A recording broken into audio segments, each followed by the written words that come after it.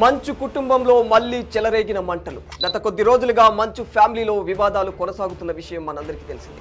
కాస్త సద్దు మణిగిందని అంతా అనుకుంటుండగానే మంచు ఫ్యామిలీలో మళ్ళీ ముసలం మొదలైంది. తాజాగా మంచు మనోజ్ మరోసారి నార్సింగిలోని పోలీసులను ఆశ్రయించాడు.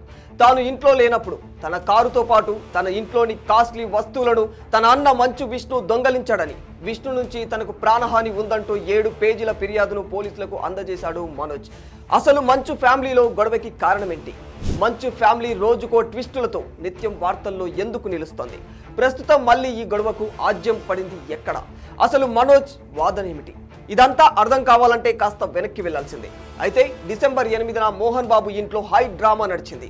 మనోజ్ పై మోహన్ బాబు దాడి చేశాడంటూ వార్త వైరల్ గా కూడా మారిపోయింది. అంతలోనే నడవలేని పరిస్థితుల్లో మనోజ్ ఓ ఆసుపత్రిలో కూడా చేరారు.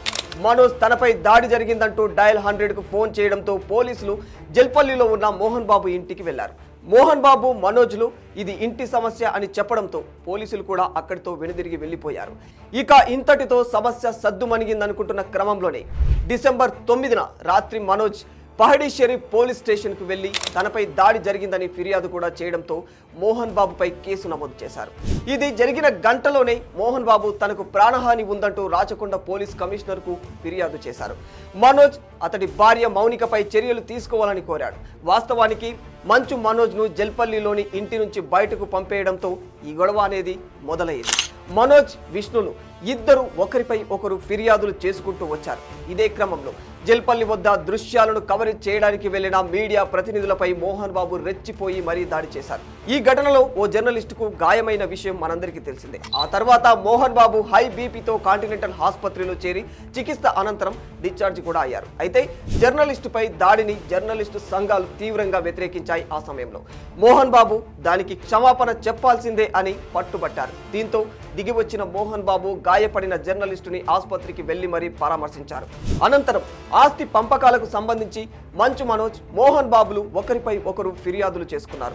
ఈ కేసు ఇలా నడుస్తున్న సమయంలోనే తన ఇంటి జనరేటర్లో మంచు విష్ణు చక్కెరతో కలిపిన డీజిల్ పోసి ఇబ్బందులకు గురి చేశాడని మనోజ్ ఆరోపించాడు. అయితే ఆ ఆరోపణలో నిజం లేదని మోహన్ బాబు సతీమణి నిర్మల వివరణ ఇచ్చింది.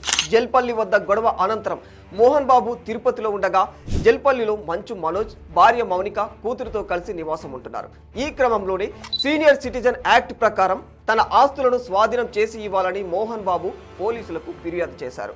దీంతో పోలీసుల నుంచి మోహన్ బాబు ఆస్తులపై నివేదిక తీసుకున్న రంగారెడ్డి కలెక్టర్ జల్పల్లిలో ఉంటున్న మనోజ్ కు నోటీసులు ఇచ్చారు. ఆ తర్వాత కొంతకాలంగా మంచు ఫ్యామిలీ నుంచి ఎలాంటి న్యూస్లు కూడా బయటకు రాలేదు. ఇప్పుడు తాజాగా తనను ఇంట్లోకి రానివ్వడం లేదంటూ మంచు మనోజ్ జల్పల్లి ఇంటి వద్ద ఆందోళనకు దిగడం హాట్ టాపిక్ గా మారిపోయింది. తన అన్న మంచు విష్ణు తన ఇంట్లో ఉన్న వస్తువులను ధ్వంసం చేసి కార్లను దొంగిలించాడంటూ స్థానిక పోలీసులకు మనోజ్ ఫిర్యాదు చేశారు. ఈ ఫిర్యాదు అనంతరం కార్లను పోలీసులు తిరిగి స్వాధీనం కూడా చేసుకున్నారు. ఇదే నేపథ్యంలో మంచు మనోజ్ జల్పల్లిలోని నివాసానికి వెళ్లడానికి ప్రయత్నించాడు. అయితే గేటు ఓపెన్ చేయకపోవడంతో ఇంటి ముందే కూర్చొని మంచు మనోజ్ నిరసనకు దిగారు. ఈ క్రమంలోనే ఇంటి వద్ద గొడవలు జరిగే అవకాశం ఉండడంతో పోలీసులు ముందస్తు చర్యల్లో భాగంగా భారీ బందోబస్తును ఏర్పాటు చేశారు. అసలు మంచు ఫ్యామిలీలో ముందు ముందు ఇంకా ఏం జరుగుతుందో, ఈ మంచు సెగలు ఎప్పుడు చల్లారేనో చూడాలి మరి. For more videos like this, subscribe Big TV channel.